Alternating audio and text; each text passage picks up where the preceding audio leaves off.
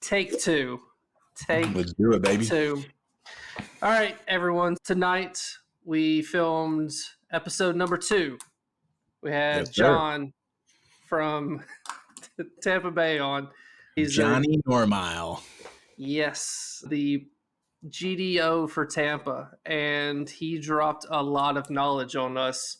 Man, what a great guest. Yes, not just on how he's handling the Suncoast tournament, not how himself and the rest of the committee is handling the tournament, but also just on his past with playing in Boston. Did not realize he played in Boston until we got to talking about it, but it was... And to learn about that club's culture and how long they've been around, it was like really fascinating. As a little Southern grassroots club member myself. Yeah, obviously nothing that we would ever get to experience just from being down here. Yeah. But yeah, we talk about it all with John. We talk about the tournament he's playing, Boston, burnout, talk about the fact that he has a twin brother, which a lot of people don't know. They live life as one person most of the time. No, I'm just kidding. He didn't say that. But yeah, all in all, as far as first guests go, Noah, like John knocked it out of the park. Oh, yeah. He awesome. Definitely knocked it out of the park, which made my life really easy because him and Buckley were having a great conversation. Yeah, right. I love to talk. Hey. Well, speaking of talking... That's what we're here for. Yeah. Yeah, we thought people would want to hear what we have to say. Speaking of, though, now Nashville, bringing it back to the local news here, I need you to fill me in because Nashville just had our AGM. Yes. I was going to go. Ended up not being able to go. Bummer. Told you were going to be there. You had a babysitter and everything, but yeah, whatever. And we're dealing with a lot of things that day and evening. Parents get it. Things happen. And when I didn't have a kid, it was like, they're full of shit. They just don't want to go. But then I think now that I have a kid, that's true. We don't want to go. We're lying to everybody. We're using the baby as an excuse. We're exhausted. That's the truth of it. And have no more mental, emotional energy. I mean, my Lord.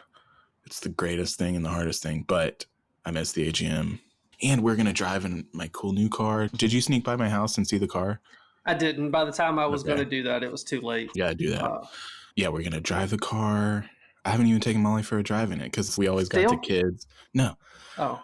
We always got the kids, so we're always riding in the other car with the baby seat.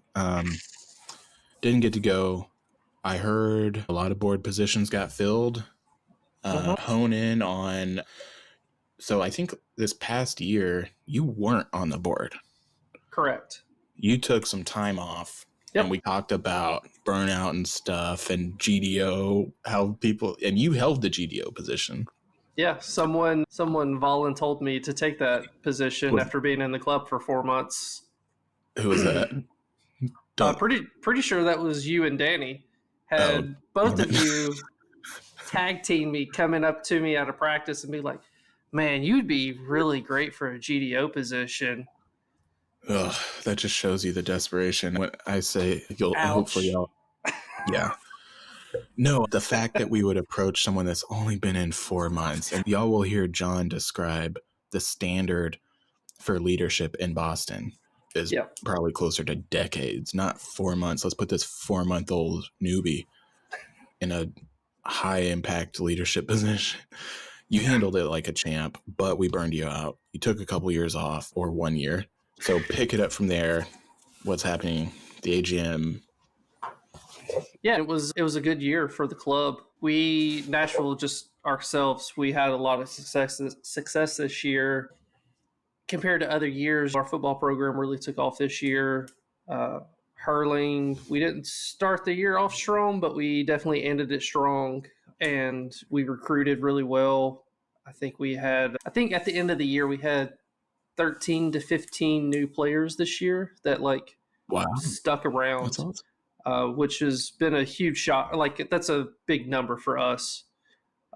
And all of that was due to the board and what they did this year. And With that being said, I think there was a lot of burnout. I think there was, we had a lot of people on the board that had been there for multiple years. A few members had been there since the start of the club, pretty much. I had only taken 1 or 2 years off throughout the whole thing, and I think they decided to step back this upcoming year, and we have a lot of not brand new, but newer people in the club that have a lot to offer the club, and Okay, so let me pause you there. shaping up. Let me pause you. Let me pause you right there. Here we go. If I found the list of names and asked you, I went down the list and asked you how long they've been involved, would we hit any 4-monthers? Would we hit any babies? Let's see. What do we got? Yeah, we did a few. A few babies on the board? Yep. Cade, Evan, and Baylor. But Evan's been involved in the clubs back in Ireland as well. He at least has a grasp. He doesn't count. He's not a baby. He's a baby to the club, but not to the sport. I'm just giving you a hard time. Clubs, we got to do what we got to do to stay alive. And if that means sacrificing a few lambs, so be it. Liam on the chopping block this year. Yeah. I said lambs. Oh, I thought you said Liam. Shout out to Liam, our beloved friend, Liam Barry. Yes, we love you, Liam. Shout out to Jim Barry. Yes. Both of them been serving the board since its inception, or serving the club since its inception, and pivotal members taking some well-deserved time. Yes. And in their place, we will sacrifice some lambs. Yes. Just like we did with you, and you're back to the slaughter. What's your role? Chairman. I'm Dude, I didn't know I was sitting with the daggone chairman. You're really not in it sometimes. The only reason I even agreed to come back to this was because we have our rock star secretary staying in, the only board member that held his position, Mr. Patrick Campbell, just a rock star in the secretary position. So, Mr. Pat Campbell getting I think he's getting a mention every episode. I think he is. He's 2 for 2. Yeah. Pat Campbell, man, going to the 40s tournament. What's that called? The Knees That Crack. Yep. The Knees That Crack. Pat Campbell's going to that. Pat Campbell's going to Tampa. Hey, the Knees That Crack tournament will have the Campbell brothers. The Campbell brothers. Yes. It's incredible. Coming all the way over from Antrim. Just crazy. Yep. Coming over to a tournament in Vegas in February. Yeah. They're getting after it. I'm glad that you've got him around over the next year. I am too. But no, Nashville's in a really good spot. We had a really good AGM. We had it at one of our local breweries here in Crazy Gnome. They did a fantastic job for us. They set everything up for us. Let's bring in potluck, and dude, everyone brought just amazing food in. It was surprisingly good. But yeah, it was a good time. Had a little Western themed, which was nice. Yeah, you missed that. It was a lot of cowboy hats. Hey, good. Cowboy hat ain't out of place in Nashville, Tennessee, I'll tell you what. Some white cowboy boots, man. I want to ask our next interview if they do themes for their AGMs. We should ask John that. What are y'all's AGMs like? Cool, man.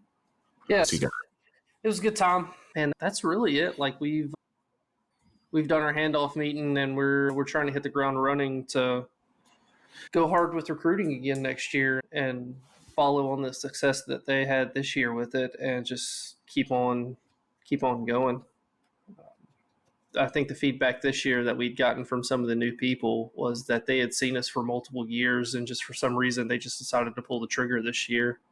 And I think that was from us being at multiple events over multiple days throughout March, and then just seeing us 3 or 4 times, and it just pushed them to come out. And but yeah, man, that's about all we got right now in Nashville. We're getting ready to go down to Tampa And then, like you said, there's a few of us that are getting ready to go to Vegas in February for the Knees That Crack tournament. And then after that, man, it's recruitment season, all of March. And I think the first weekend we start off at the County Sumner Irish Festival and get to play a few matches up there. And then the chaos of St. Patrick's Day weekend. Very cool. I'm looking forward to hearing all about it. Yeah, it's going to be a good time. It's going to be a real good time. Believe it. All right. I hope everyone enjoys this episode. We had a ton of fun recording it. We did. And we've never done a podcast. This is our first time. If you have some constructive feedback, I know I talk a lot. No one knows his beard is too long and he needs a haircut. We know that stuff. If you have some constructive feedback, let us know. If you have some guests that you want us to talk to, let us know that. Noah, hit him with the social info for me, would you? Yeah, because I've definitely got that ready. Hey, here's what you do. You get on Instagram, you look up Unlucky Podcast. You're going to find it. And drop us a line on there if you got anything to share. Definitely follow it. Instagram is unlucky_podcast. TikTok is unlucky_pod. Email is unluckypod@gmail.com. Right now, this is being uploaded to Spotify and YouTube. We are working on getting the rest of the big platforms on there. That has come to be a little harder than we expected it to be, but we are currently working on that. And hopefully by the time this comes out, we'll have it up on all the major platforms. So, hell yeah. Yeah. Awesome. All right. Enjoy the show. Enjoy.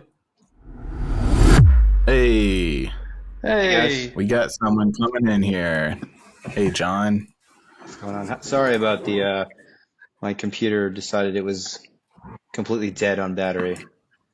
So that's okay. No problem. Trying to find a place to plug it in and not have it be in the way. I'm trying to make it more, like a little bit more whitewash in the back as best I can. But you can see I've got some fun little stockings in the back. That's awesome. You getting ready for Christmas and everything? Yeah, I got my brother. My brother just got down here with his family tonight, and then mom's coming in on Thursday, and girlfriend's whole family's coming in too. So, are you having a good old fashioned family Christmas, Griswold style? Oh, you know That's wild. So you're hosting two sides of your family at the same time? And we've got the lights out front. I got the Christmas tree over here. It's like kind of washed out, but That's awesome, man. Good for you guys. That would drive me crazy. I've never been a part of a Christmas like that, having that many people around. So, we've got my girlfriend, her family's all like Peruvian. And so that's their standard, is just everyone gets together and shows up. And then my family's a bunch of Boston Irish, and they just all want to show up and be around and make a mess of everything, That's awesome. How early does the Boston side start drinking? Well, my brother got here at 6 p.m., so 6:05. Oh, man, your brother got in tonight? Yeah. He drove down from thanks. North Carolina. Oh, wow. He's fine. He's having his own. Okay. He's having his own fun with his family. Well, thanks for taking the time to talk with us. Yeah, appreciate it, man. Of course, it's an honor to have someone want to chat with me about the GAA, because I've been with it for a while now, and it's nice. There's people out there who want to talk about it. Yeah, how long have you been with it? When did you get involved? So, as far as like my GAA career started, like the whole way that me and my brother found out about it, actually, because my brother's part of the story. We graduated college in 2009, and in 2010 he's like, "Hey, do you want to take a trip to Ireland?" And I was like, "Yeah, sure. Let's go see what the homeland's like." And him and his girlfriend at the time, now his wife, we all planned out a trip. We were going to meet up in Ireland and have a romp around that whole place, and ended up finishing the tour in Ireland in Dublin, and went to the infamous Croke Park. While we were there, we didn't end up getting to do the tour that time, because it had been Like we didn't even know what it was. We just went to Crook Park because we thought it was this cool big landmark. They didn't really tell us what it was all about. And we got there and we're looking through those, you know, you can see those little like tiles on the wall there at the entrance. And we're looking through and we see, oh, there's like, you know, where our family's from, Limerick. We see Limerick, we see Mayo, Cork, stuff that we recognize from our families, like conversations about where our family's from. And then we're walking past, and my brother's like, "Hey, there's a team in Boston." And you know, we're originally from Boston. Like at the time when we went on the trip to Ireland in 2010, we were living in a triple decker house in Allston, Massachusetts, like right in the heart of Boston. And Nice. so my brother's like, you know what? When we get back, we'll talk with this team, see if we can find them, and we'll check it out. And so we ended up actually contacting. Your brother. Your brother is older or younger? Actually, I have a twin brother. Nice. Oh, Yeah. what do you know? Yeah. So virtually the same. Yeah, I'll send you guys a picture of me and him playing back in the day. No, please do. Yeah. But yeah, so we got back to Boston and we started sending out emails to different clubs. This is like probably a little bit before the advent of like Instagram, so it was still like Facebook groups and emails. And so we sent out a bunch of emails. Donegal, Father Tom's, Cork Boston, and then ended up having a response from Cork Boston, who, you know, unbeknownst to us, they were the kind of like the group who really pushed for homegrown kind of American players in the area. They were really big with the CYC. In Boston, the CYC What's direct. The CYC is the Continental Youth. I don't know it's Continental Youth organization that basically is like where all the homegrown kids learn to play when they're like 10. So, yeah. Okay. So like CYC's in Canada, it's in the United States. It's like the continent basically is like all the kids under the age of like 10. They play from 10 all the way up to 18. And once they hit like 16 or 18, they start playing with our, you know, regular men's clubs, right? Or camogie clubs or ladies football. Wow. So in Boston, that is a huge deal. Like to the point where like they have their own training facility in Quincy that you can drive by and see it. And it's just kids. That's so cool. It's like, you know, 10-year-olds kicking your ass playing really good football and hurling. And so, you know, we joined this group and, you know, they are eager to get American players on their squad because their big push there in Boston is to try and get more Americans to play. And that's because a lot of the clubs there do kind of practice this pay per player kind of thing where they bring in players from Ireland who are on the J1 visas for the summers and they come out and they play, you know, 6 months. They get paid flight, paid room and board, and then they get a job. And so the Cork Club is really kind of anti that, and they're trying to really bring in. Granted, they have a ton of Irish players on them because Cork's such a big organization back home in Ireland that they truly get a lot of people there. But and they have a huge following of Americans there that play because a lot of the dads who are now retired from our club are putting their kids into the GAA. And so, you know, that's where we started. You know, me and my brother found this organization. They're really friendly to Americans, and they really just enveloped us in there. It was great. It was a good organization. The thing was that sort of right when you got back, like 2010, 2009? I think what we ended up doing was we found the club, and they had just finished their because we went out in June of 2010, and their season had kind of come to a close sometime around like July. They had their championship, and then they went for the nationals at that point. So we actually went to a couple of games and just watched, just to see what it was all about. And if you've ever been to Canton in Massachusetts, there outside of the city, it's one of the best, not only Irish cultural center per the name, but also one of the best like GAA facilities I've seen outside of Croke Park and outside of Ireland, really, because it's up to standard with what you would play in Ireland. Plus, it's a stadium, a bar, you know, a whole facility that you can't find anywhere else. Even I could compare it to like Gaelic Park in New York, which doesn't really do it justice, and Gaelic Park in Chicago, which is pretty good, but the Irish Cultural Wow. Center is top notch. So Yeah. That's awesome. yeah, we started playing with Cork Boston boys, but we weren't playing hurling. We were actually playing Gaelic football. We didn't get into hurling. More as a fact that we both played rugby in college, and GAA seemed to be pretty much on par with that. Like as far as the football goes, didn't really have any kind of interest in hurling just because we didn't really know what it was all about. Didn't really get a good gist of it until I actually moved down to Tampa. What positions did you play in football up there in Boston? Mostly forward, actually, full forward. Okay.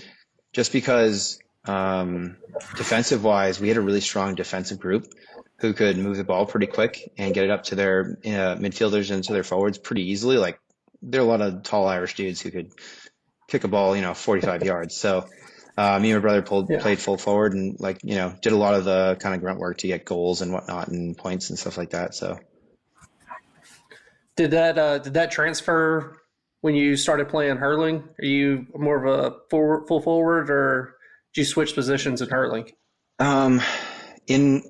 in the game itself, I usually play full forward, just because that actually transferred more from somewhat from football, but mostly from actually when I played ice hockey. I played forward as in ice hockey. So transitioning to hurling, I struggled at like a back, any kind of defensive position. I really struggled at. And then midfield's great, but I'm not tall. But full forward, put me down deep in there, and I'll put a ball in the net. That's really where I like to go. And I don't have like a strong, long puck. So for me, short pucks down the ground, pushing people around is kind of where I'm mostly like effective. So Yeah. How long did you play hockey for? I played hockey up until I got into college. I played a year at my college I went to up in New Hampshire, and then basically was I gave it up because the culture and the team wasn't that great. It was a Catholic college. Some of the guys were just really pretentious. Didn't like that, so I ended up switching over to kind of beer league hockey, which was fun, and then picked up rugby at the school, and man, that was the closest thing I could find to real camaraderie and kind of working with a group of dudes. And then I got out of college, played rugby for another year, but then discovered this this GAA sport, and I was like, man, this is the same exact thing but less likely to die. And this is more kind of akin with my custom, the kind of my heritage and stuff like that, so I want to play that. Yeah, when I was getting into hurling, right around that time, I was in college, and I was basically, becoming buddies with the rugby guys and stuff, and buddies with the club lacrosse guys. And I don't know, that the culture fit wasn't there in either of those sports for me, and hurling was kind of like where I slotted into. I don't know about you, but I hate playing against former hockey. I hate defending former hockey players. It's the worst. Is it because they're just so brutal, or they won't fucking stop. Yeah. They don't. You don't stop. It's crazy. Yeah, there's no hesitation. They get hit. It doesn't phase them. They just keep going.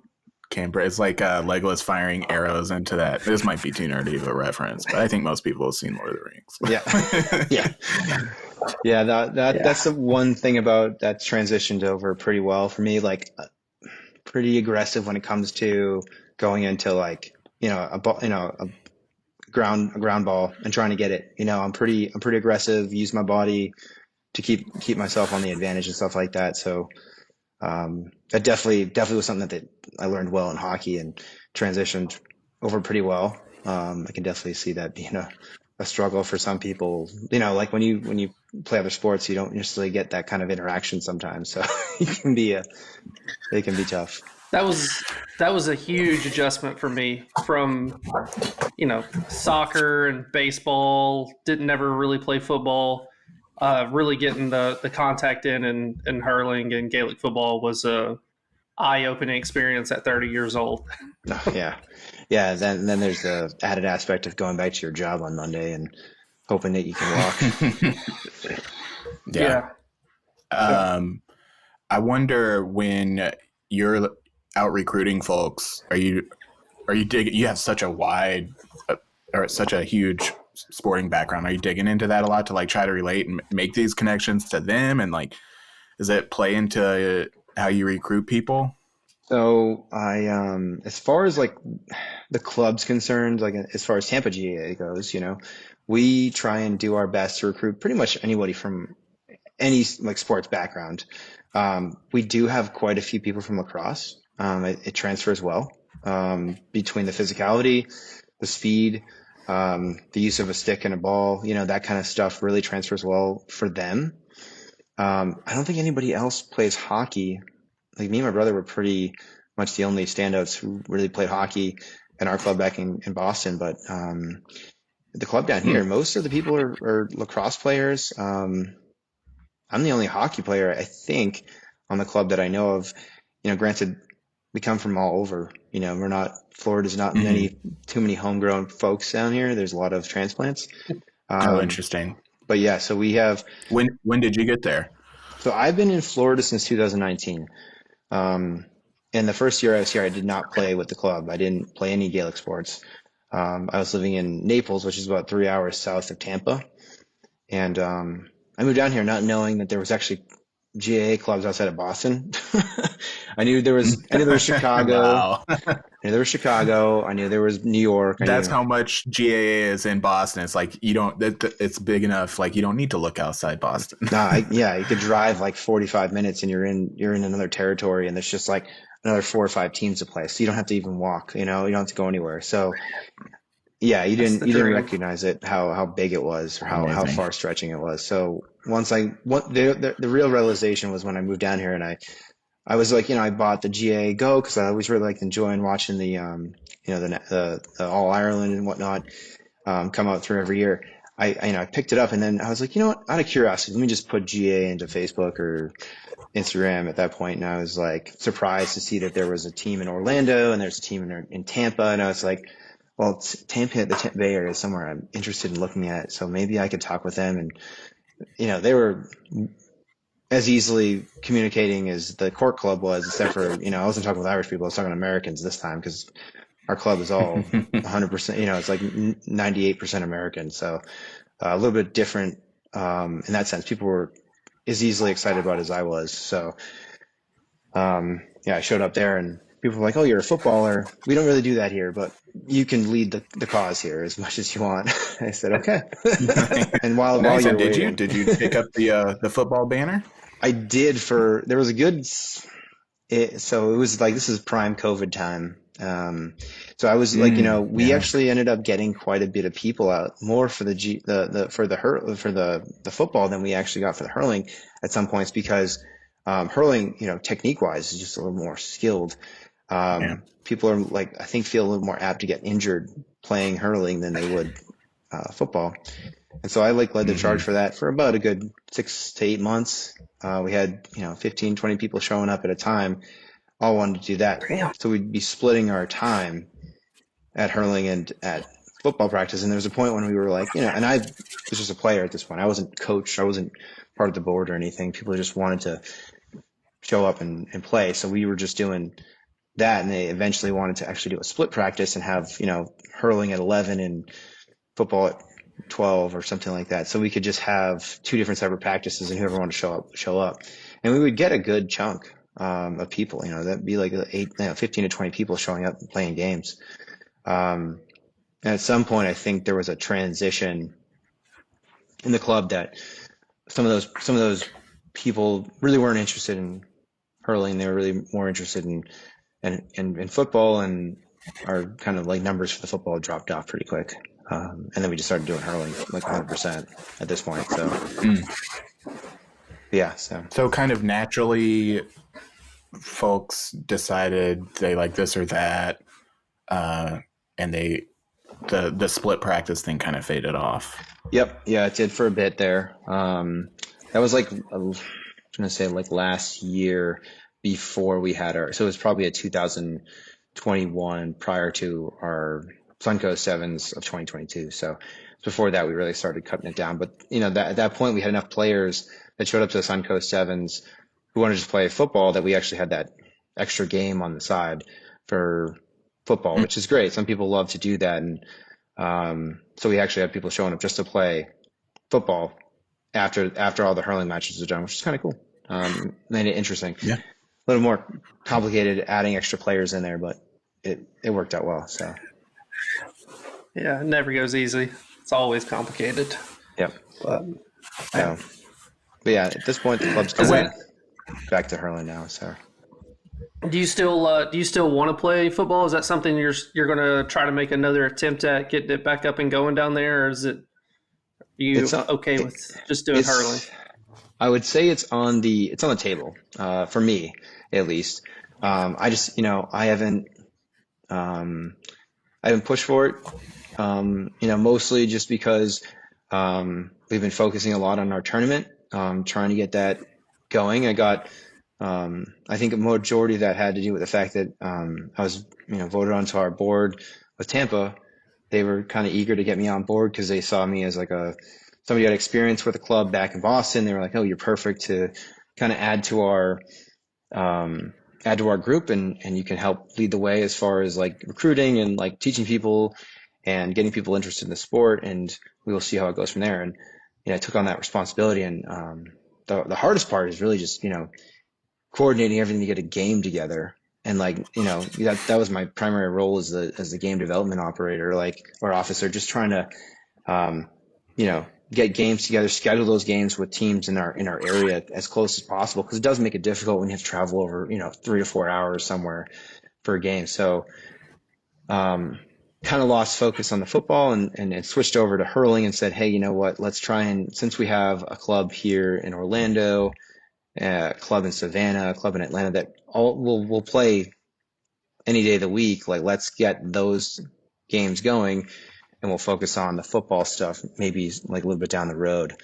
And that's kind of been the focus for the last year and a half or so, to try and get more interest in hurling and try and get more like kind of regular scheduled games. I know the Southeast has been trying to get that league together, which is awesome. Like, I would 100% support Tampa going and joining that, so we could actually have club level games that we could play at, and make my job a lot easier.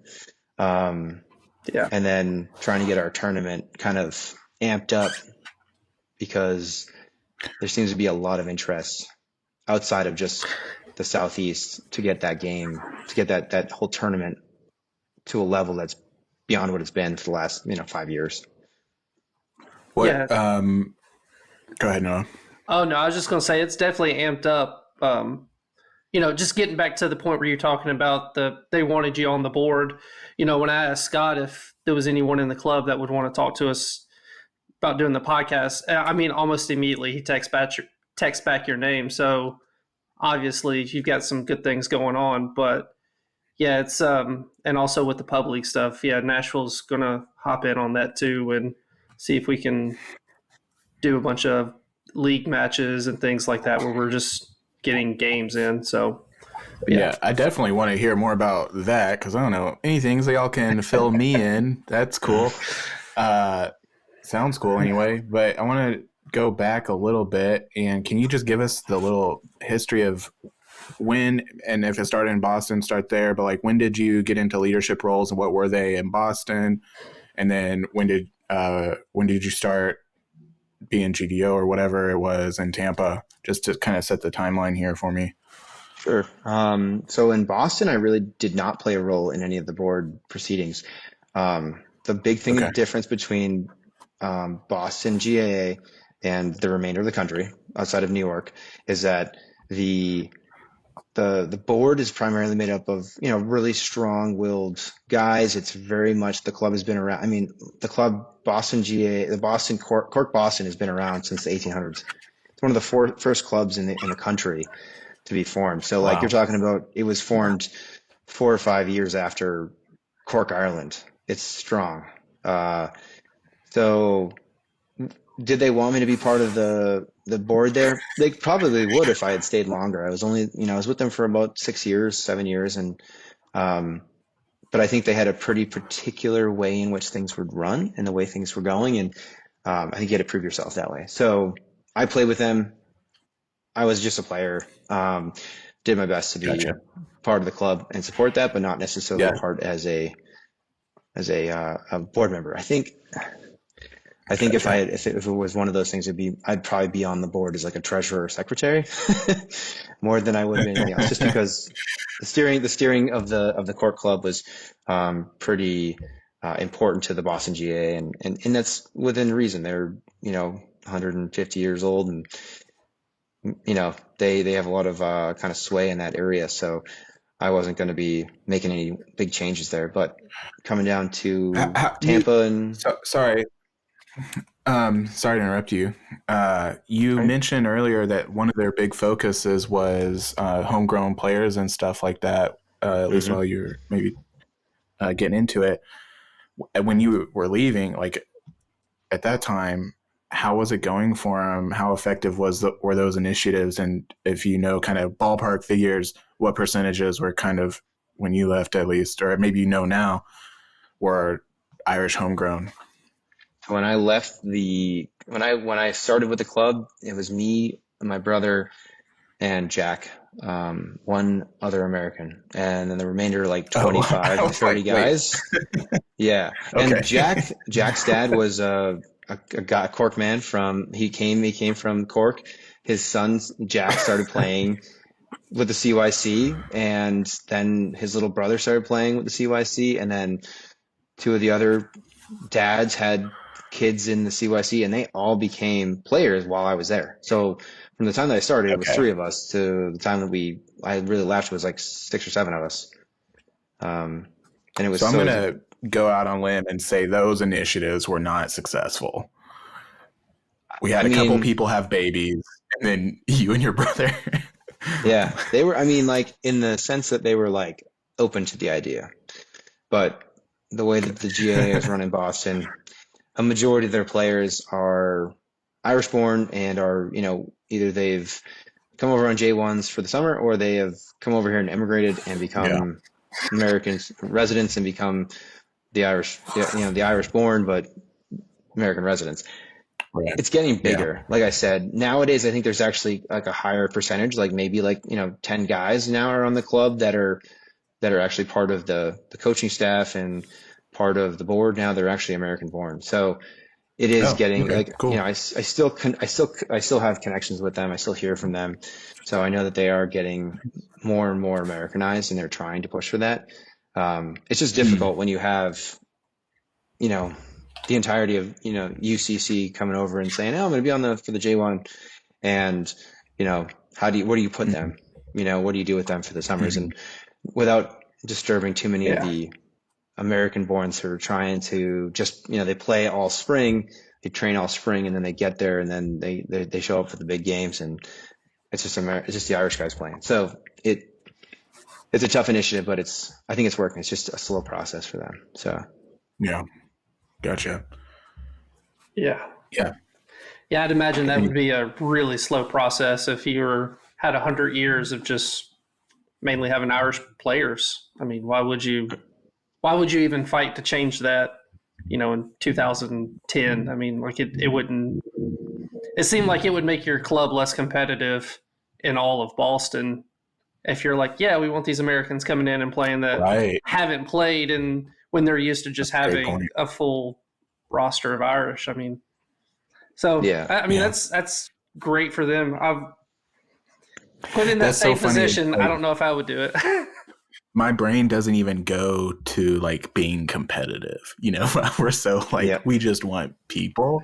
It's like doesn't even think like, oh yeah, well if we're really trying, then some team in our org will take a hit skill wise. Uh, that's yeah.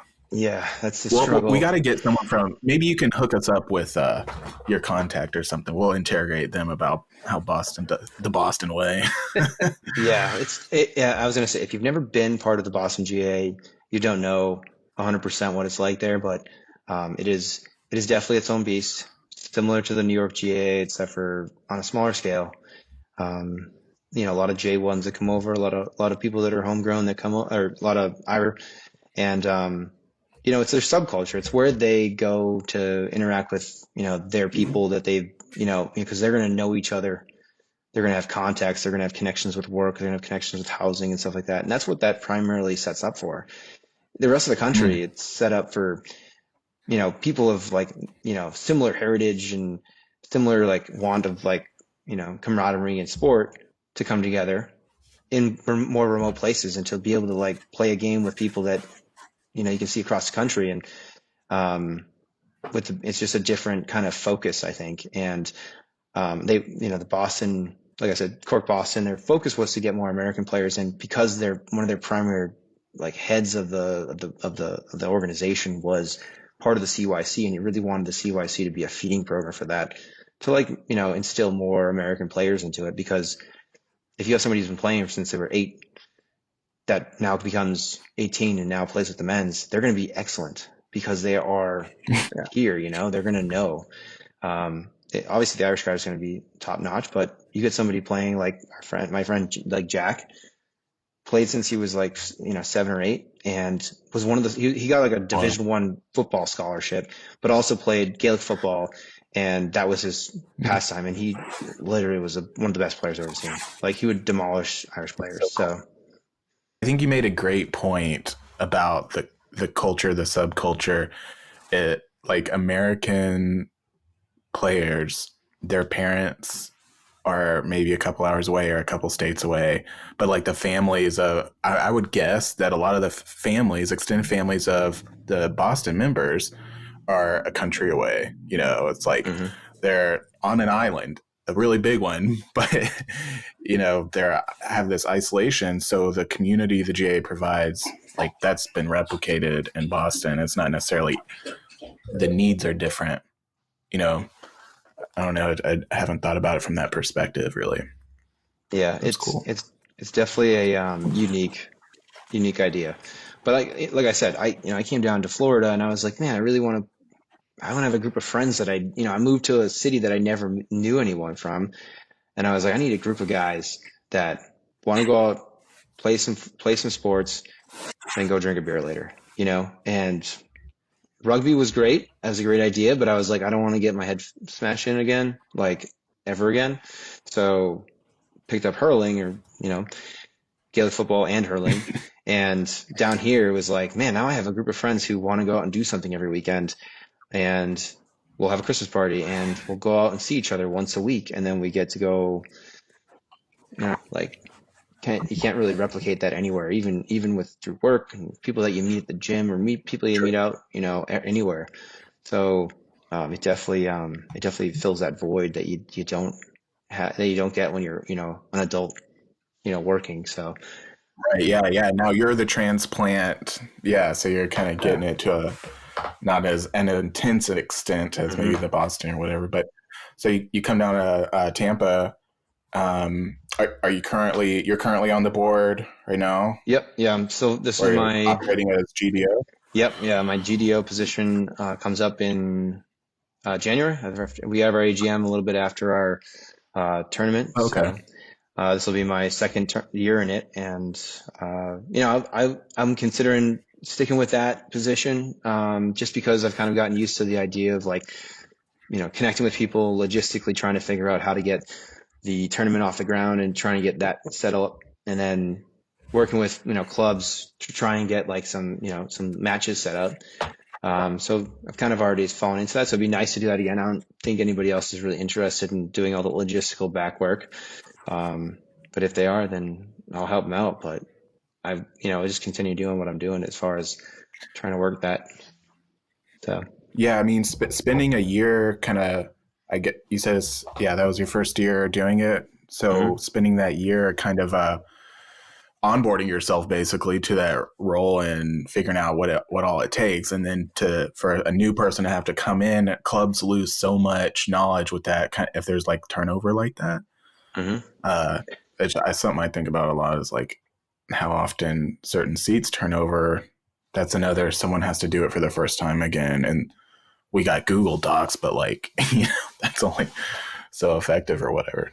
Yeah, it only goes so far, especially with like making connections with people, like we've got now a lot of strong connections with Orlando, Savannah, Atlanta, Knoxville. We try and like really, at least I have made my like self like pretty well known as far as like going up to people and be like, hey, I know you're from Knoxville, I know you're from Charlotte, wherever.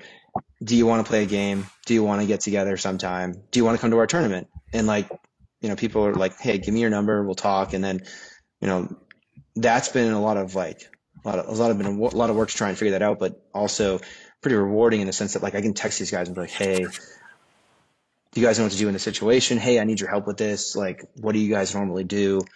It does get lost if you don't connect connection with somebody. So it's been a learning curve, but it's also been really good as far as like learn how to communicate with people and like learn to figure out how to finagle a game somewhere, how to get people to show up to your tournament, and I don't even need to do that because people just show up to it. Like we have clubs showing up. What's going on with that? Is it like, sounds like you have a pretty popular tournament. I mean, I'm sure like Noah's laughing because Noah knows.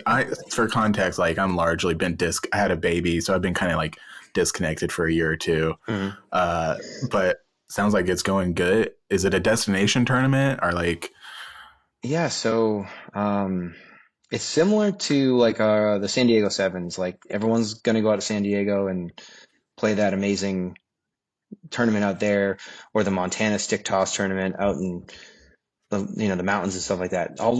We offer a unique a unique opportunity for players from basically anywhere, but from country like counties and states and areas that don't have warm weather in the winter to come down and start their tournament their season off real early and get a real weekend in of hurling, that you don't get. And like I don't know, but majority of people from like Boston, New York, Chicago, Minnesota, Wisconsin, they don't want to they don't want to spend their time going to another cold place. They'll go somewhere like Florida where like you can go hang out on the beach.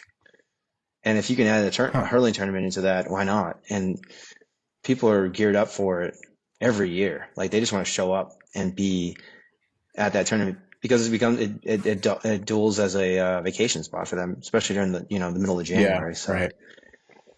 So yeah, it's Makes sense. How big was the last one that you ran, and how big do you want this next one to be? So in my limited time as the games development coordinator, last year it was 10 teams. This year it's 13. Probably could have been 15, but we didn't have the capacity for that. Probably could have added a lot of teams actually. Like the Southeast just added the Cayman Islands with their football team. It'd be great if they had a hurling club to come out because it'd be great to say, hey, the Cayman Islands came over and played. But we've had interest from teams from like Vancouver, Montreal, Toronto. We have a Toronto club coming this year. So one of the Toronto GAA, which is I think kind of not too dissimilar to like the OGA or the Boston GAA, where they have their own multitude of clubs. One of their clubs is coming down. So we have like international interests. We'd really like to get more of the American clubs down from the north. So we actually ended up getting Hartford this year. Out of Connecticut. Where's that? Connecticut. Oh, yeah. Rings a bell. So so I actually played against the Hartford Club's football team multiple years, and then they showed up to the tournament. Well, it was like the Orlando O-Town tournament just a couple months ago, right there outside of Orlando. And I was like, hey, I was part of the Boston GAA. You guys are a great hurling club. They took the whole entire tournament. So I was like, hey, do you guys want to come down to the Suncoast Sevens? And they were like, what's that? And I was like, it's a club. It's the Tampa's club tournament on the beach. Like we have a beach puck around, and then we have a tournament in the middle of winter. Like perfect opportunity for you guys to come down and play and get your season started off early. And they jumped at it like almost immediately. They were like, yes, please. Like let us come down, get out of like nasty ass like Connecticut winter and play with us. So they jumped on. They were like the first to jump on board, like as soon as I told them about it. So And then, within a couple of a week or two of opening the registration, the whole list of the whole, we were going to do 10 or 12 teams, and we had 13 teams. So, and I think we could have probably had a few more, if we had opened up primarily we logistically need more fields to play on, and maybe expand it to a Yeah. 2-day weekend rather than just a, 1-day tournament. So, but that's on the table. So maybe that's something we could do next year. The real interesting thing was that, taking this position, our club transitioned over a lot of our board members last year. I was already in the position, so it wasn't a transition for me, but we transitioned over a lot of our board members last year. Some of the old guard was kind of let somebody else take over and see what they do with it, which was great. It was nice to have some new people in there, have new opinions, and see what people wanted to do. We lost a little bit of our following as far as people coming out, but we didn't lose the strength as far as people wanting to be part of the tournament. So that's like a shining light as far as that goes. And back this fall, I got some, other than a lot of interest in coming down for the tournament, I got a lot of interest from the USGAA wanted to be like, hey, this is we want this to be a premier event for the USGAA and for the Southeast. So they've been I think you guys know Colin Egan from the USGAA. He's very much been a supporter of it and really wanted to promote it. So he's done things like asked us to write a little blog, a little, article on the tournament itself for the newsletter they're going to start reproducing now. And then they also have this thing called the Global Games Development, which is actually Irish sponsored fund where you can apply to the Irish government and they say yay or nay, and they basically pay you basically what you want for whatever you're doing. That's tournaments, new team startup, or league games and stuff like that. So really exciting opportunity to get funding from basically the Irish government. Kind of wild, actually. Yeah, so cool. This is the Global Games Development, is that right? Yeah, Global Games Development Fund. Yep. Okay, and it's basically, I'm guessing it's you could probably have to write a grant or a proposal for what you want to do. Is that right? Yep. Yeah, all the stipulations of writing a federal grant, if you were writing for the NIH kind of thing, it's same idea. You gotta parcel out everything that you want to do, describe everything, put out a timeline, prove to them that you're doing this to try and advance and increase Irish culture in the area, and to try and make make a point that this is what we want to do. So there's a moderate amount of paperwork, a lot of writing on my part. It was just something that I was I could try and divvy this up between the board, but I think it just coming from a singular person, it would just be fine. So ended up producing the paperwork, having the board take a look at it, and they approved it, and then putting the application in.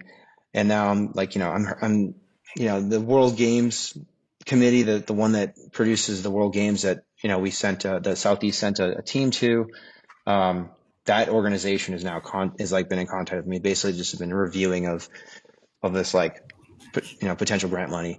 So the hope is that what I think the Global Games wants, and the USGA and the Southeast wants, in some sense, is to bring this to a national level, an international level, where we're having not only a bunch of high quality American clubs coming down, but also getting clubs from the international spectrum, from that's Canada, Mexico, the Caribbean. I mean, we already have a team listed next year from Ireland. So, I mean, that's kind of nuts. So, some social club from Clare wants to come down. That's so cool. I got to assume there's some amazing footage or social media pictures of this tournament. Is it just gorgeous? You're making international inroads, and they're we want Yeah. So John Denovi, one of our former PROs, and our current PRO Dana Smith are great photographers, and they have some amazing stuff from the last, I don't know, 3 or 4 years of the tournament and the beach puck Okay. and on field stuff as far as like the tournament goes. So we've moved it around a little bit. It's been between Tampa and St. Pete, and we have a lot of great pictures and footage from those two events, or those three events. So that's been helpful. But yeah, we get like it's funny that those clubs are like, hey, there's an opportunity to play hurling in a really nice location in the United States. It's not Miami, but it's Florida. Come on Yeah. down, and see it. Have a great time. Be out of the cold winter and do something that you really like to do. So I'm sure like it's not only appealing to clubs, but it's also appealing to like the GAA in general, because they're like, no, we're putting ourselves on the map in a different time, a different location than a normal, like, Right. April through The June, North. July time. So Yeah. if that's something that I can help kind of, promote and get, and if I can get this club tournament from 12, 13 teams to 25 teams, and have it be over a weekend, and have it be a pretty high level match, make it like really, make it really nice for those clubs coming down, so that they have not only entertainment but like great fields to play on, great like weather to play in. That's what I want to do, so I've been like really pushing our club to do stuff that we haven't done in the past, to try and make it so that it's more appealing, not only for those clubs that come down and spread word of mouth, but also for like the GA World Games, to say this is something that like culturally we're pushing a lot of that. Culturally we're going to push a lot of that like Irish culture in an area where we haven't done that before. So it'd be cool to be able to get that funding and be able to like prove that to them. Yeah, that would be amazing. Just So to getting yeah. back to Buckley, what you were asking about how like beautiful it is. One Yeah. of the photos in our bedroom that's framed is us on the beach puck around, and Okay. Heather did a big panoramic shot of just right as the sun was setting down. Like I think it was right before we took the group picture last year, or maybe it was the year before. But it's just a perfect sunset, and just it's me and Tristan hitting the ball, and it's like Awesome. that Friday puck round is it's awesome. Right there on the Yeah. beach, bar's pretty close. I almost picture like when I go to the beach, there's always like at night they're setting up for like a wedding or something. I picture like there's like a little fire and a table of champagne and then people pucking around. Is that like kind of romantic puck around vibes? Or like, Little it was bit. romantic enough that Noah put it in his bedroom. It's pretty sexy. Yeah. We Yeah. I wish we had a better spot to put it in here, but it's we're limited on wall space. Yeah. Give us a tour, Noah. Let's see the bedroom. We're okay. We'll save that for our Patreon. There you go. That's the I got a extra. question. Yeah, right. The extra. We are trying to turn this into some money. So Noah, if you got it, you got it. We'll see. We're not above that. I have a GA related question. So when the tournament, inviting all these clubs, it is like very, looking nationally, internationally even. Does that translate to, what effect does that have like locally, if we think like what effect does this tournament have locally, and more broadly, like how do you split your focus as GDO to something like the tournament versus your events throughout the year that are more geared towards your local development? So as far as like locally, I mean, this is a big draw for our club will show up for those kind of events. So guys that don't necessarily Nice. show up all the time for training or for some of the games that we play definitely show up. It's also a big recruiting opportunity too, and I don't think we utilized it as much so in the past as an opportunity to recruit. But this year, what I've been trying to finagle and trying to get like some more groups to show up, is I've actually like reached out to other local community, like Irish communities. So like there's a couple of Facebook groups that I've been posting to try and get them to show up and be like, hey, there's this cool Irish sport. It's in the middle of St. Pete. Pretty easy access for a lot of the Tampa Bay area, 40 minutes, an hour at most. Please come out. And then I've worked with there's the Ancient Order of Hibernians, who they did a great job, because we were actually stacked next to them in a St. Patrick's Day thing last year in St. Pete, and they were all too welcoming and all too willing to be like, hey, what do you guys need from us? We'll show up. And I reached out to them again and I said, hey, can you guys show up? And they said, we'll show up and we'll bring 35 people, kind of thing. So I was like, all right, that's good enough for me. Plenty of guys show up there that are like all too willing to have like play a sport and do something. So it'd be great to have them. So I'm going to try and include them. And then I tried to include some of the actual like Irish nationals here. So we invited the Consulate General from Miami. They have one like in Atlanta, Miami. I think that they might have one in Nashville. I actually don't know. But try and include them in so they can show up. So we actually have them coming down. We use Atlanta as we force the Atlanta one to come up here and we parade them around. Yep. So we'll be parading around the Miami Consulate General for our tournament. So nice. Another opportunity to like at least, hey, somebody is posting on Instagram and Facebook from them being like, hey, come down to this tournament and show up, or hey, there's a GA club in the area. Why don't you join? Why don't you have some more connections in the area? So we've been trying to do that.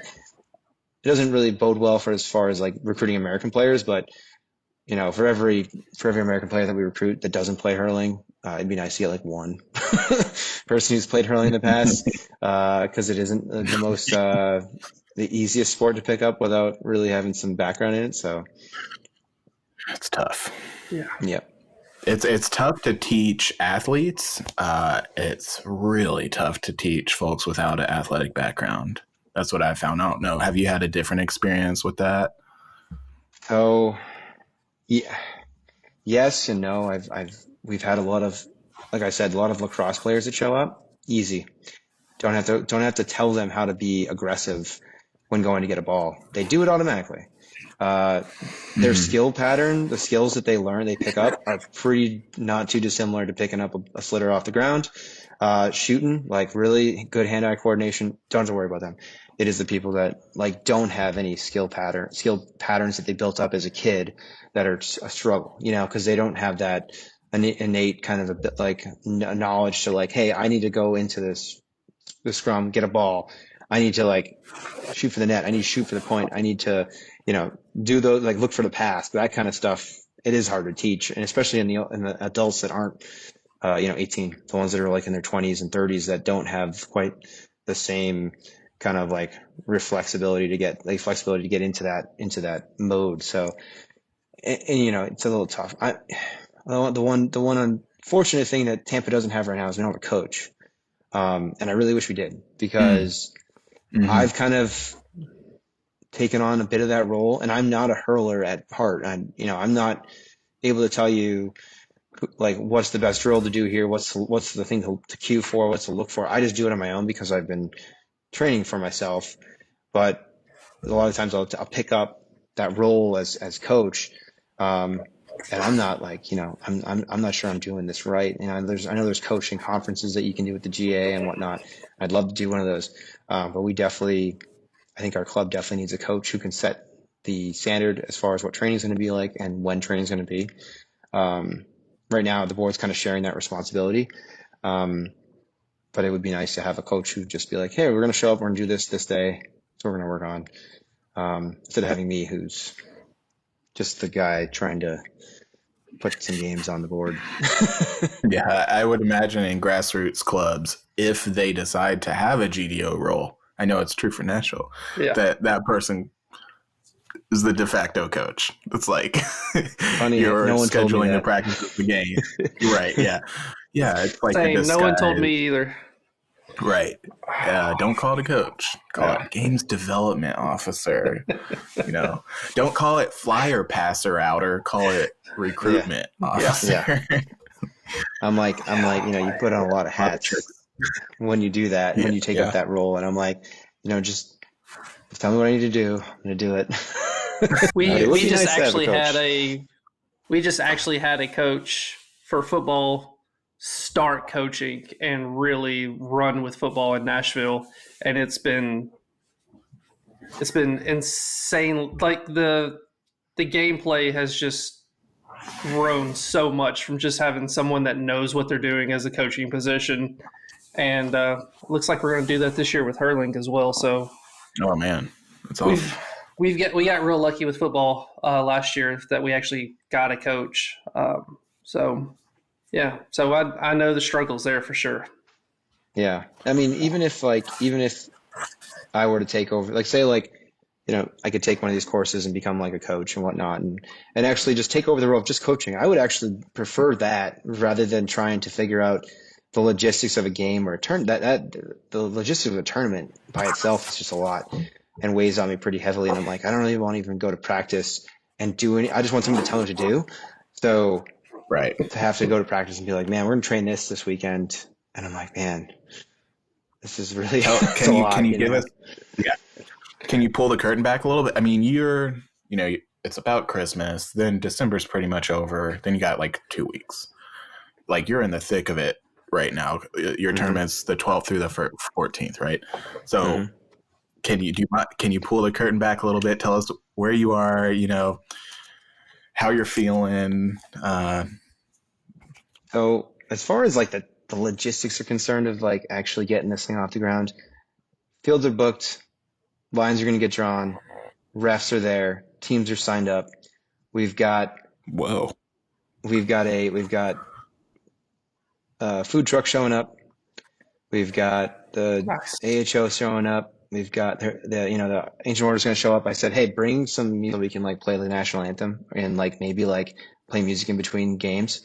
Uh, the who is it? The consul general showing up just to show face. Whatever, do what you got to do. Put up a little sign if you got to. Got it. We got tents. We got a registration table with tents. We got all the slitters we need. We're gonna hopefully have um, you know pennies and cones and everything so that we can have an official sideline with like real sideline guys and flags and whatnot.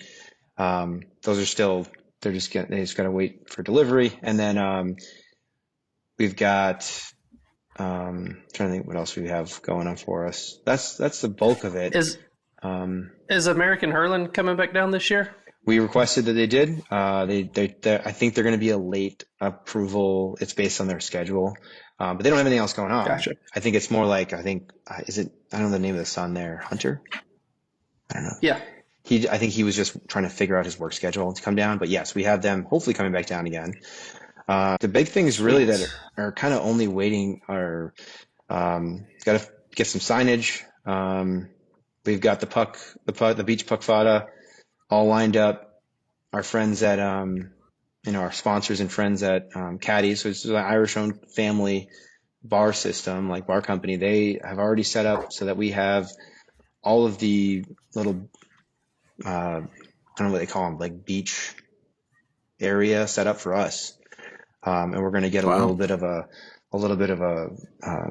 some. I think we're gonna have some beer and some kegs that we're gonna have there. So we've got that set up for the beach puck fada. They know there's going to be Sounds romantic. very romantic. They know there's going to be a lot of guys out there getting the feels. So Yeah, no one gets more touchy-feely than a bunch of Irish mixed into the hurling. with Yeah. with some beers in them. So that's set up, and then the afters party at Mary Margaret's in downtown St. Pete is set up. They already know there's going to be a gaggle of dudes chilling at the bar. So we've got What a great bar name, right? too. Mary Margaret's. It's awesome. I love that. Place is great. If you go in there, it's awesome. Oh, cool. So they've got a little tab set up for us. They're going to bring in some live entertainment. So we'll have a little afters party there, which most people really enjoy that place because it is pretty true to par for the Irish pub in like a tropical location, which is kind of nice. And then we've got Saturday or Sunday morning, we've got a little brunch back at the beach for everyone who's like taking off, get some breakfast and maybe one more chance to get out to the beach. So as far as the logistics are concerned, we've got most of that done. It's buy in some signage, a couple of like, I got to buy a tent and like a table, and I think we have to get we got some brand new hot off the press cups, like almost like a Florida Cup kind of thing, a Ooh. big trophy. So, which will have the installment of the previous year's champion, Atlanta, and it will have the next year's. How many inches are we talking here? How many inches? Tall. It's like bigger than my head. So I think it's like nice. 18 or 19 inches. So you'll be able to drink out of it. That's the good part. Good.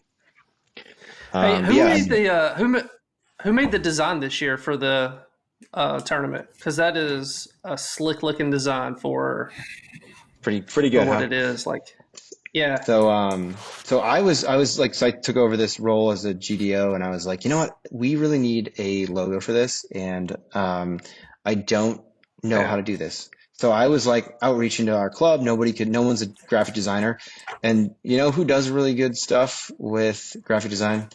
Ben from Knoxville. Oh yeah. That man is skilled. Yeah, despite the fact that he talks himself down, he is extremely good with graphic design. So I said to him, hey, and it was literally last year at the tournament. I said, hey, can you develop a design for us that we can use for our logo that we're going to promote on our Facebook and Instagram? We're going to put it on T-shirts, put it on jerseys, whatever we can muster, we're going to put it on there. Just give me the graphics. And he's like, 100%. And I was like, we will pay you whatever way we can. So we ended up just paying for his kind of pro bono. He did pro bono until he brought his flight down, and I said, hey, we're paying for that, so just show up. And so he did. So Ben designed that for us. He gave it to us probably June or July, and he came up with that original design, that kind of Miami Vice kind of pink and blue coloring, and that became our focal point for as far as marketing the tournament itself. Because you put that up there, post it with a cool pirate song or some weird stuff like that, and boom, you got a lot of people looking at it, right? But he also did a couple other designs for us. He did a gold design, fully gold design. He did a fully black and white design, that are also things that we're going to try and promote at some point. But those are the top ones right now. So, but yeah, so it was pretty cool for him to do that. Wow. So that's awesome. Hey, good to know that he's offering his services to the community. Hey, probably buy him a couple slitters and a new helmet, and he'll be willing to offer you up some new stuff. So he did a great job with that, and we were all real pleased with it. When it popped up on the Instagram, it was it looked great. So always willing to utilize that. And y'all talk. I'll be right back. But yeah, it was cool. It was clue awesome. Where he's going. Yeah. All right. Yeah. Well, that was a cool design. So. Yeah. When I saw it pop up, I was like, man, that's slick. I wish we could do something like that for Nashville, as far as our tournament. But yeah. We are going to try and. What'd you say about me? Oh, just all the mean stuff. All the mean stuff. Okay. Good. Okay, fine. Okay, so something else been made. That is dope. There you go. I don't know if you could. It's like handmade. It's handmade. Can you see the layers of thickness there? Yeah, handmade felt. That's our crest and our team colors. He is amazing, that kid. Yeah. Crafty man. Yes, he is. He makes his own clothes sometimes. And I'm impressed. And he's got twins, so he's in the twin community. So funny. That's hilarious. So he designed that stuff. That kid is amazing. I would literally, we're gonna use that design for a couple of years, I think. Maybe he can do a redesign for us, but that, playing on pirates and kind of this, Suncoast, everything's beachy and warm and whatnot, and that's what we really want to play on. We're hoping we're gonna do some T-shirts for it, listing all the clubs that are playing for that year. So the idea is that maybe next year, after we do this year's, we'll, instead of having 13 clubs on there, we'll have 25, and it'll be a little bit cooler design and stuff like that. So wow, be crazy. When you guys are in town, pick up a T-shirt. Oh, Yeah, get a t-shirt. most And certainly. I just want to say your description, I mean, it sounds like you got it all under control. It sounds like it's going to be amazing. Every detail planned to the T. Um, I think if anybody uh, actually listens to this and is thinking about flaking on their team, Yeah. now you know, like, you got to go. Like, no last minute cancellations. Get to this tournament. It sounds amazing. And get a t-shirt. Yeah. If you go to a tournament and you don't buy the club's t-shirt, fuck you. You know what I mean? Buy the club's t-shirt. Yeah, shit, I want one. Oh I want one man, now, and I haven't even had the tournament yet, so. yeah, Yeah. Big old design. Uh, So, yeah. yeah, it is.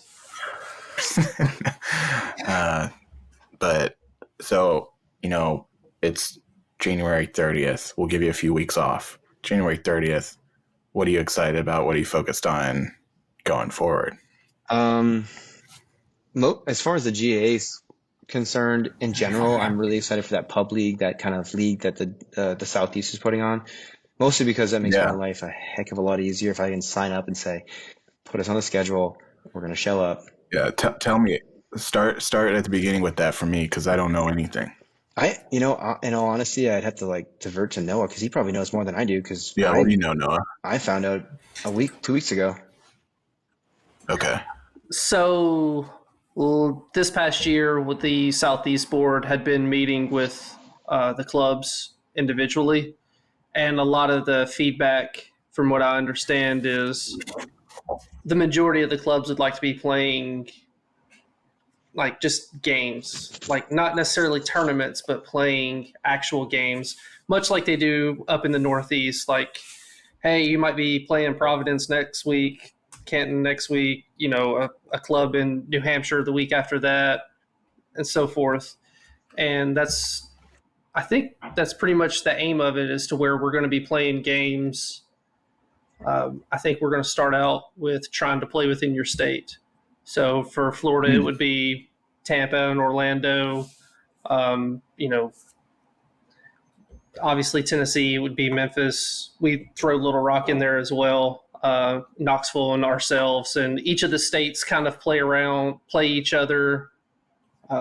Whenever it gets scheduled, we have to kind of get around tournaments and see when refs are available, and then from there, after nationals is over, play some more and kind of use those games as a championship, but like a divisional championship type of thing.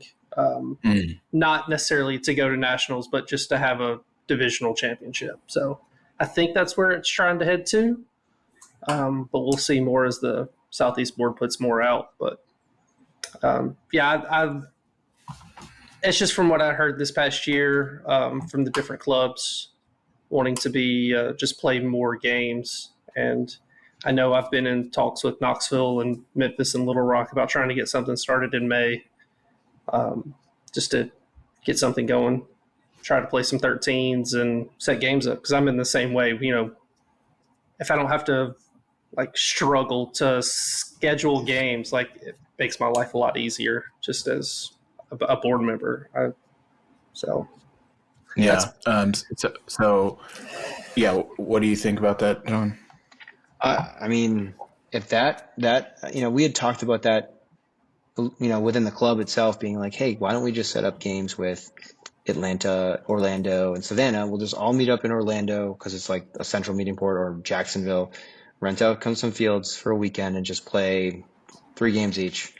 We all get to we all get to play those games. They're official. We'll have a ref and get some games, because like at this point, just scheduling games here and there is tough because there were so many tournaments. Which, hey, I love all the tournaments. It's great.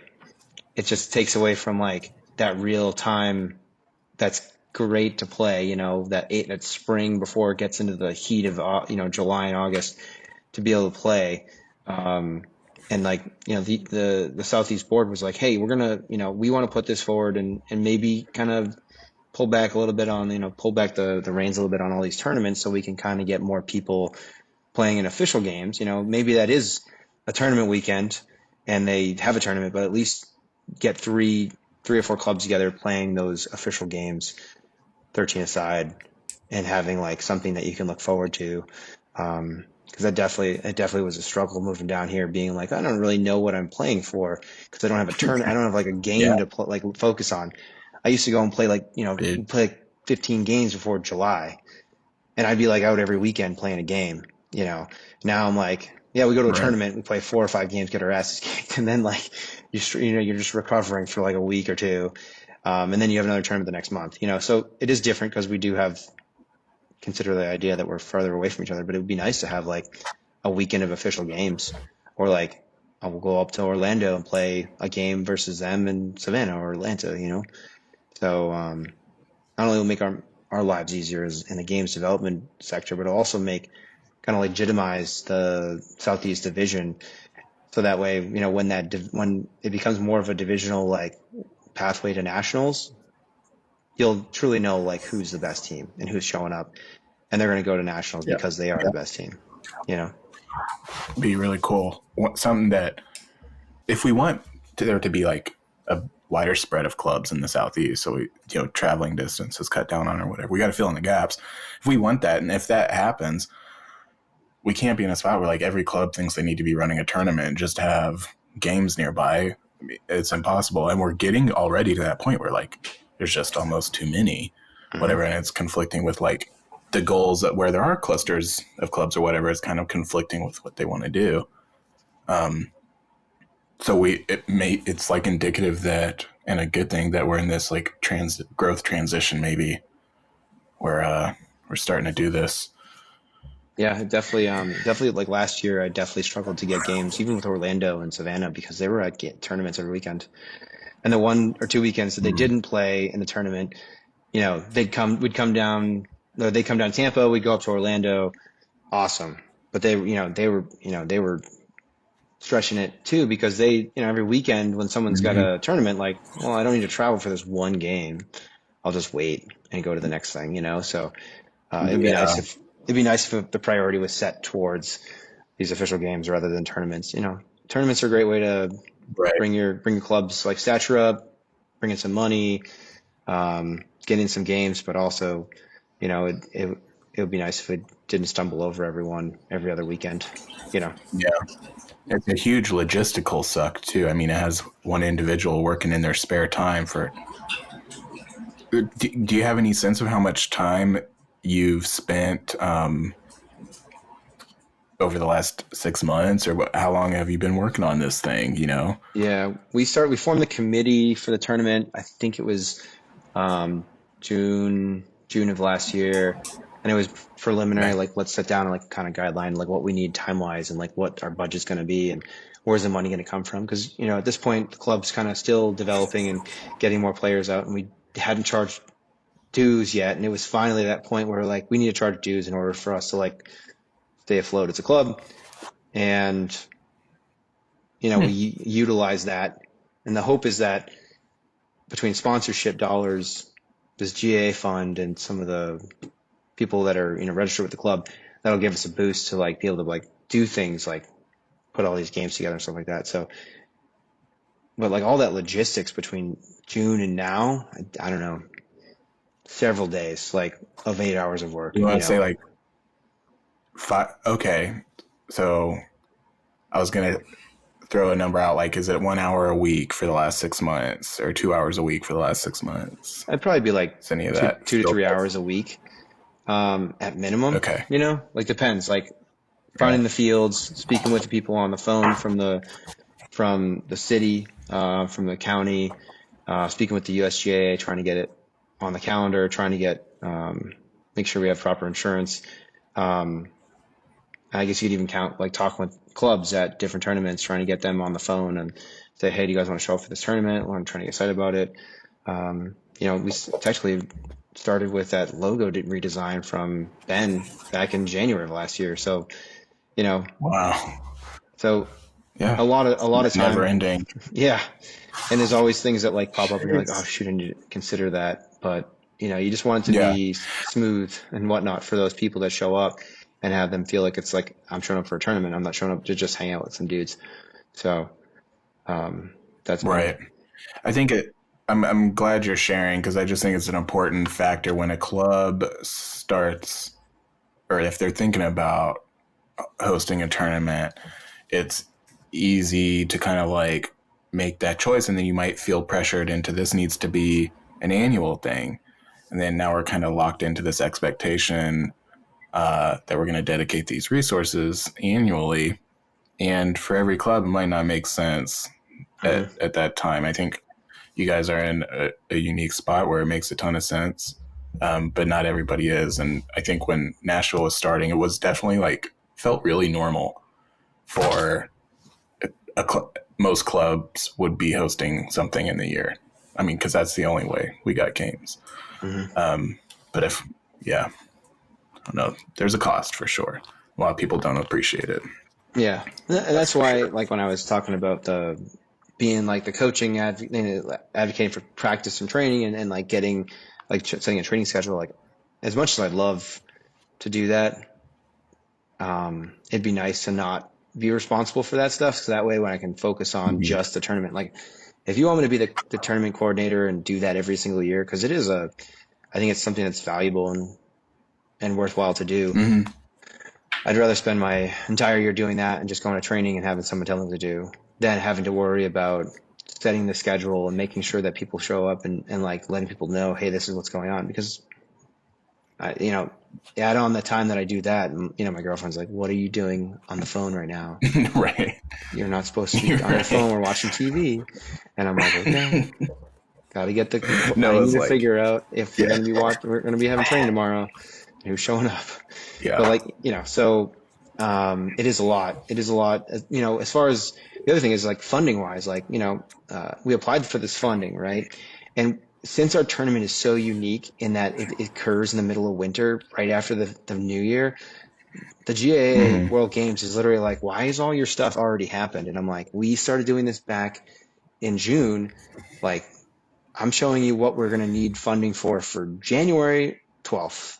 13th and 14th. Like, they don't even give out the funds for this until January 30th to February. So like all this money that's been put into this is not getting put back. Like you keep the receipts and you get reimbursed for it. So great way to like put, to like being reimbursed, but you got to know that you're investing in that. It's either the club's putting in that or individual players or donors or whatnot. So that's been like, you just got to understand that too. Like no one's going to, like, we don't have like a club credit card that we're just going to be like, let's just go pay for all these, you got to rent the fields out 6 months in advance. Like who's going to pay for it in 6 months, for like the next month when there's a credit card bill due. So it comes out of people's pockets and whatnot. And, people are way more than willing to do that. But it does take, there is a financial / monetary cost to it and also a time cost to it. And I think it's, like I said, I think it's worth it, seeing people come down and being able to enjoy something that they love, and coming down to Florida, having a nice vacation out of it. Like, I think people get a lot out of that. And people come up to me all the time and be like, hey, you're the guy who's responsible for this tournament. I'm like, yeah, hope it's good. And they really appreciate having that opportunity. So it's a really fun tournament. I've been the past 2 years, and it's been a blast both of the years that we went. I'm really excited about getting down there next month. So, yeah. Should be a really good time. They come home from it they come home from it every time and won't shut the fuck up about it, and give me a lot of FOMO. And I'm like, what's going on in Tampa? I do not. What is happening here? It's like everyone goes down and has a blast. Bring the T-shirt back for him this year. Yeah, for real. No, what the hell? I brought you back a hurl for your child last year from the tournament. So is that where that came from? Yeah. No, it's the godfather, the hurling godfather of my child. He got her a little baby hurl and her first jersey. Awesome. That's perfect. Yeah.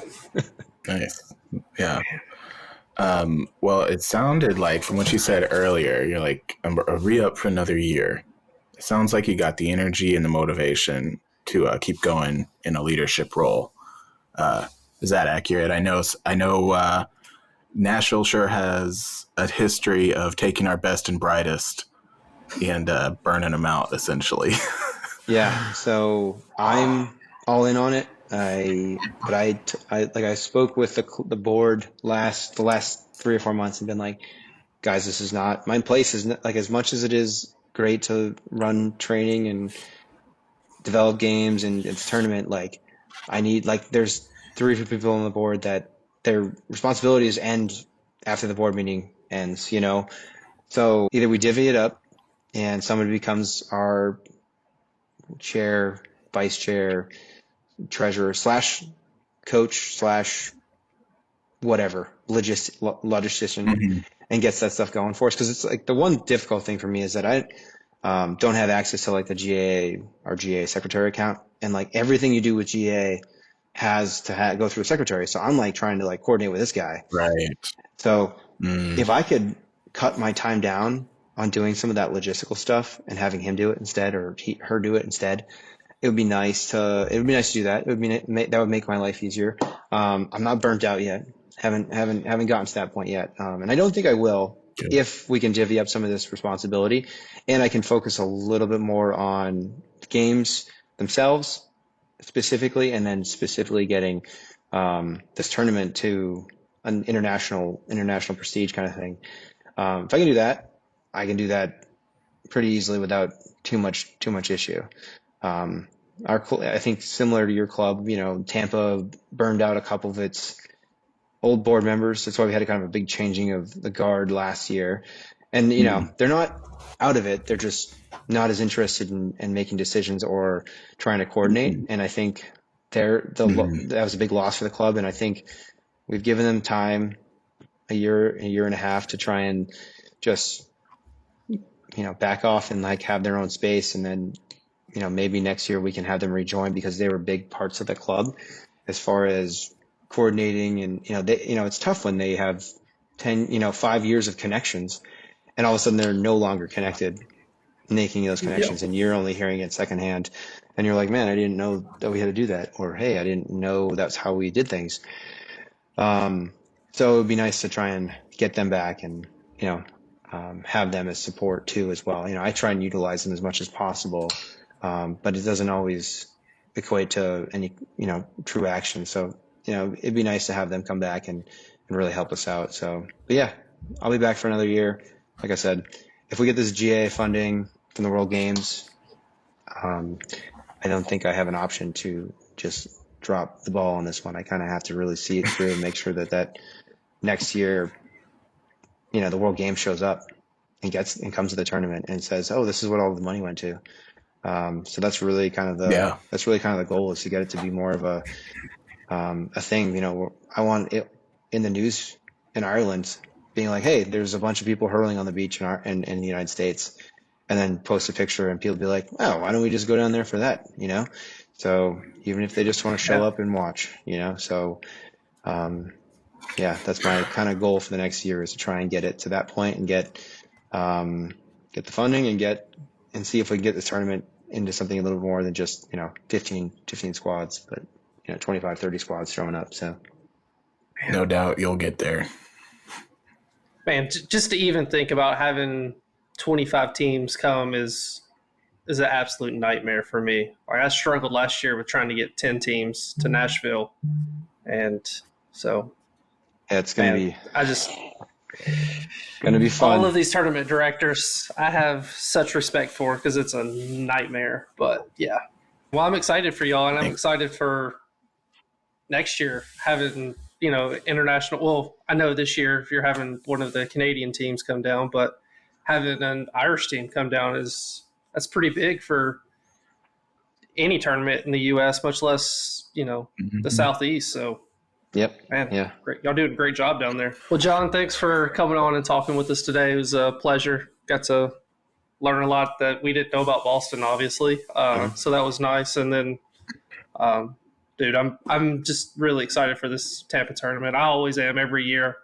But this year it's looking like it's going to be a really good time. So. Yeah, I'm excited for it too. I'm glad that you guys took the time out to talk to me. Not many people get to talk to me about like what I've done before the GAA, and it's been part of my life for so long now, since I was like 24. It's been a cool road, and got to meet a lot of cool people like you guys, and have friends all across the country now. I really appreciate being able to talk about it. Yeah, man. Yeah, absolutely. Anytime. All right, John. All right, guys. Take care, man, and have a good Christmas. Yeah, you too. Yeah, Merry Christmas, guys. Happy New Year. See you in January. Happy New Year. See you then. Yes, sir. Thanks. All right. See ya. See ya.